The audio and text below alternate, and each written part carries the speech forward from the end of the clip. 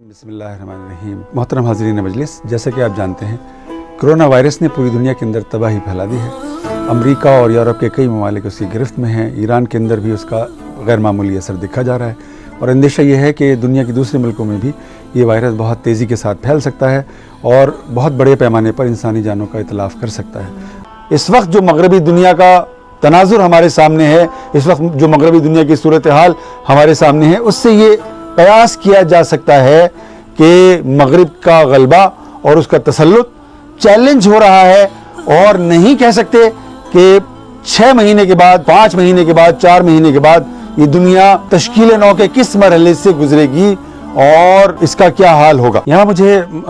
मुफक्किर इस्लाम सैयद मौलाना अबुल आला मौदूदी रहमतुल्लाह अलैह का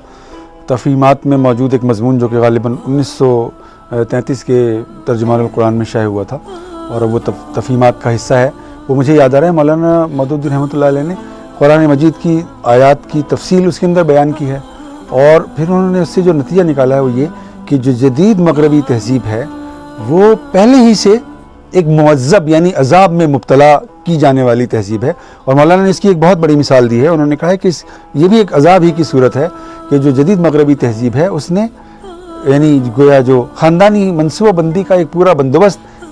इवॉल्व किया है और उसकी वजह से वहाँ पर आपको मालूम है कि जो शर पैदाइश है वो बहुत कम रह गई है। यानी जो मगरबी तहज़ीब है उसके बारे में कहा जाता है कि वो इन मानों में मरती हुई तहज़ीब है कि अब वहाँ लोग शादियाँ नहीं कर रहे और अगर वो शादियाँ करते हैं तो वो बच्चे नहीं पैदा करते और अगर वो बच्चे भी पैदा हो जाते हैं उनके यहाँ तो चूँकि वो शादियाँ नाकाम हो जाती हैं तो ख़ानदान टूट जाते हैं, तो उनके जो लाखों करोड़ों बच्चे हैं वो बेयारो मददगार हो जाते हैं। तो मौलाना ने कहा कि ये भी एक अज़ाबी की सूरत है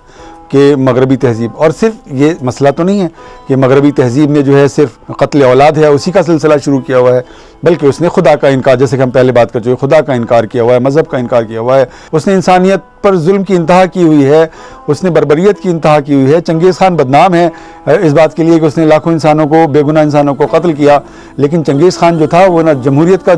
राग लापता था, ना वो ह्यूमन राइट्स का जो था वो चैम्पियन था। जदीद मगरबी तहज़ीब जो है वो जमहूरियत की भी चैम्पियन है, आज़ादी की भी चैम्पियन है, अलमबरदार है और वो ह्यूमन राइट्स का इशू लेकर भी चलती है और वो ख़ुद को अमन पसंद भी कहती है, मुहज़्ज़ब भी कहती है। लेकिन उसने पूरी दुनिया के अंदर कत्ल व गारतगरी की और बर्बरियत की एक पूरी तारीख़ रकम की हुई है। तो मौलाना का ये बयान इस कॉन्टेक्स्ट में हम देखते हैं तो हमें मालूम होता है कि जदीद मगरबी तहज़ीब वाकई अब अल्लाह की गिरफ्त में आ गई है और ऐसा महसूस हो रहा है कि एक नई खुदा मरकज़ ज़िंदगी का आगाज़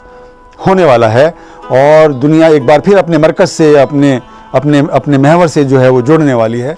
और मैं आपसे अर्ज़ करूँगा कि ये जो एहसास है ये सिर्फ मुसलमानों के अंदर मौजूद नहीं है। प्यूटिन का एक बयान है, bbc.com के ऊपर ये अवेलेबल है, आप पढ़ सकते हैं। उसमें प्यूटिन ने ये बात कही है कि अब वक्त आ गया है कि हम रूस के कॉन्स्टिट्यूशन में खुदा के तसव्वुर को इंडक्ट करें और हम जिन्स परस्ती की बुनियाद पर होने वाली शादियों को ममनू करार देकर शादी का जो रिवायती मजहबी इदारा है उसको बहाल करें। ये बात एक ऐसे मुल्क में कही जा रही है कि जहाँ 70 साल तक जो है वो लादीनियत प्रीच होती रही है और वहाँ हर मज़हब को, यानी ईसाइयत को भी और इस्लाम को भी बैनिश कर दिया गया था, ख़त्म कर दिया गया था और जो यानी कुरान है उस पर पाबंदी लगा दी गई थी और बाइबल पर पाबंदी लगा दी गई। वहाँ अब ये बात कही जा रही है। डोनाल्ड ट्रंप जो है वो अमेरिका के लिए दुआ करते हुए नज़र आ रहे हैं और जो फॉक्स न्यूज़ है वो कह रहा है कि अमेरिका के लिए दुआ करने का वक्त आ गया है। और इज़राइल के एक वज़ीर सेहत है, उनका नाम याकूब है, उन्होंने फरमाया है कि दुनिया जो है अपने ख़ात्मे की तरफ जा रही है और मसीहा का नुज़ूल होने वाला है और मसीहा जो है वो यहूदियों को उनकी निकबत व अदबार से निकालेगा। यानी एक तरफ तो इज़राइल ने जुल्म और तादी की इंतहा की हुई है, उसने फ़लस्तीनियों के लिए जो है अरसा हयात तंग किया हुआ है, और दूसरी तरफ उनको ये उम्मीद है कि अगर दुनिया ख़त्म भी होगी और एक नई दुनिया का आगाज़ होगा तो उसमें भी गोया जो यहूदी हैं वो डोमिनेंट होंगे। हालांकि इज़राइल के इतने मज़ालिम हैं कि अगर आप मुझे बताएं 3 महीने के बाद, 6 महीने के बाद कि इज़राइल नाम की रियासत सफ़े हस्ती से मिट गई है तो उसके जो मज़ालिम हैं उनके कॉन्टेक्स्ट में इस पर एतबार करने की कोई वजह नहीं होगी मेरे पास। न्यूयॉर्क टाइम्स के अंदर मुझे एक मजमून जो था वो नज़र आया, उसमें उसने कहा कि जो ईसाई लोग हैं कोरोना वबा के बाद वो तो खैर दुआ मांग ही रहे हैं, लेकिन लिबरल लोगों को भी मैंने दुआ की जो मुजज़ाती सलाहियत है, उसकी जो जादुई अहलियत और सलाहियत है उस पर एतबार करते हुए देखा है। और इससे ये बात पता चल रही है कि ये वबा अगर आगे बढ़ी اور اس سے انسانی ہلاکتوں کی تعداد میں اضافہ ہوا، اور مغرب معیشت کے جس بت کو پوج رہا ہے گزشتہ 250-300 سال سے، وہ منہ کے بل گرا، اور ان کے جو سارے سہارے ہیں جن پر کہ وہ کھڑے ہوئے ہیں، تو پھر وہ شاید اپنے آپ کو کریٹیکلی دیکھنے کے قابل ہو سکیں، اور شاید وہ پھر اس ابدی سچائی کو قبول کرنے کی طرف مائل ہو سکیں کہ جو اسلام کی صورت میں اس دنیا کے پاس پہلے سے موجود ہے۔ تو یہ پرسپیکٹو ہمیں ضرور اب اختیار کرنا چاہیے اس سچویشن کو انالائز کرنے کے سلسلے میں بھی اور اس کو سمجھنے کے سلسلے میں بھی۔ اب اس میں مشکل کیا ہے کہ کرونا وائرس جو ہے وہ صرف امریکہ اور یورپ میں تو نہیں پھیلا ہوا، بلکہ مسلم ممالک بھی اس سے متاثر ہیں، اتنے متاثر نہیں ہیں جتنا امریکہ یا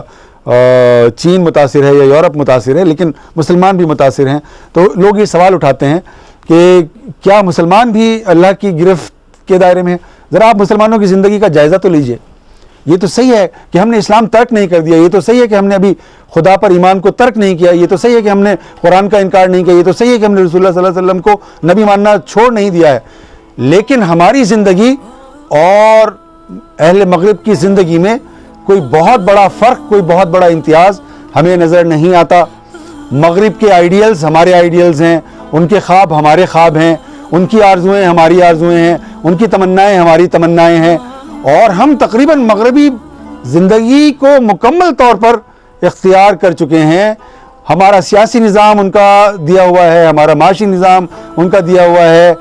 ہمارا تعلیمی نظام ان کا دیا ہوا ہے، ہمارا پورا جوڈیشل سسٹم وہاں سے آیا ہے، یہاں تک کہ ان کا ہم لباس پہن رہے ہیں، ان کی غذائیں کھا رہے ہیں، ان کی موسیقی استعمال کر رہے ہیں، ان کا ادب پڑھ رہے ہیں اور اس کو استعمال کر رہے ہیں، اس پر فخر کر رہے ہیں، ان کی زبان پر ان کی زبانیں ہم اختیار کر رہے ہیں، ان پر ہم فخر کر رہے ہیں۔ تو ہم مکمل طور پر مغربی بنے ہوئے ہیں،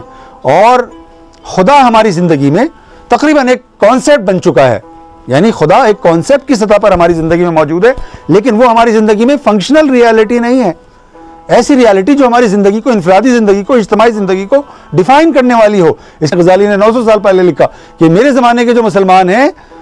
وہ بھی کفار اور مشرکین کی طرح آخرت پر دنیا کو ترجیح دینے والے ہیں۔ اور آپ ذرا اس وقت کے مسلمانوں کا حال ملاحظہ کر لیں، اس میں میں سیکولر اور لبرل لوگوں کی بات نہیں کر رہا ہوں، میں ان لوگوں کی بات کر رہا ہوں جو اپنے آپ کو مذہبی کہتے ہیں اور جو مذہب کو کسی نہ کسی حد تک پریکٹس بھی کرتے ہیں۔ ان کی زندگی میں بھی دنیا غالب ہے اور آخرت غائب ہے، اور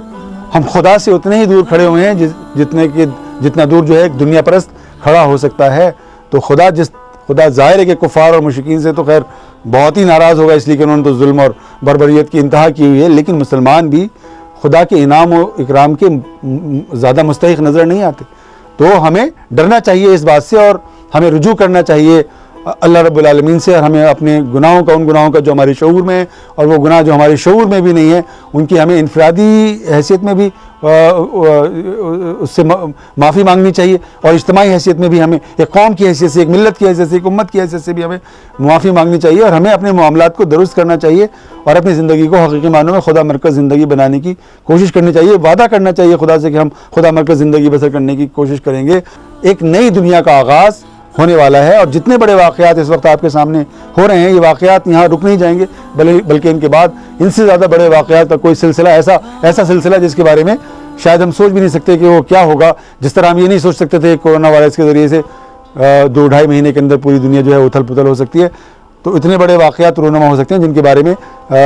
ہم سوچ بھی نہیں سکتے، اس لیے کہ اللہ رب العالمین اس بات پر قادر ہے کہ جب وہ کسی چیز کو مغلوب اور کسی چیز کو غالب کرنا چاہتا ہے تو پھر دنیا کی کوئی طاقت اس کی راہ میں مزاحم نہیں ہو سکتی۔ اور مجھے یاد آ رہی ہے رسول اکرم صلی اللہ علیہ وسلم کی وہ حدیث مبارکہ، رسول اللہ صلی اللہ علیہ وسلم نے فرمایا ہے کہ میرا زمانہ رہے گا جب تک کہ اللہ تعالیٰ کو منظور ہوگا، اور اس کے بعد خلافت راشدہ ہوگی، اور اس کا زمانہ رہے گا جب تک کہ اللہ تعالیٰ چاہیں گے، اور پھر اس کے بعد ملوکیت ہوگی، اور اس کا زمانہ ہوگا جب تک کہ اللہ تعالیٰ پسند فرمائے گا، اور پھر اس کے بعد کاٹ کھانے والی آمریت ہوگی، اور اس کا زمانہ رہے گا جب تک کہ اللہ تعالیٰ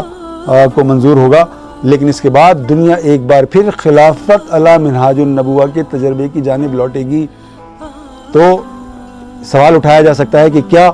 دنیا ایک بار پھر خلافت علی منہاج النبوہ کے تجربے کی جانب سفر کر رہی ہے، کیا اس کی جانب مراجعت کر رہی ہے؟ اس بارے میں وثوق سے کچھ بھی نہیں کہا جا سکتا، لیکن جو دنیا کا موجودہ منظرنامہ ہے، اور اس منظرنامے کی پشت پر جو مغربی تہذیب کے جرائم ہیں، جو خدا بیزاری ہے، جو مذہب بیزاری ہے، جو انسانیت بیزاری ہے، جو ظلم ہے، جو بربریت ہے، جو استحصال ہے، جو گمراہی ہے، اس کو اگر آپ پیش نظر رکھیں تو ایسا لگ رہا ہے کہ ایک نئے تہذیبی سانچے کا آغاز آج نہیں 2 سال کے بعد، 4 سال کے بعد، 5 سال کے بعد، 10 سال کے بعد ضرور ہونے والا ہے، اور ہمیں اپنے اللہ سے رجوع کرنا چاہیے اور اپنے انفرادی اور اجتماعی اور قومی اور ملی اور امتی گناہوں کی جو معافی ہے وہ ہمیں مانگنی چاہیے، ہمارے حکمرانوں کو سب سے زیادہ مانگنی چاہیے، لیکن ہمارے عوام کو بھی بڑھ چڑھ کر یہ معافی خدا سے طلب کرنی چاہیے۔ اگر ہم اللہ رب العالمین سے رجوع کریں گے اور اس سے معافی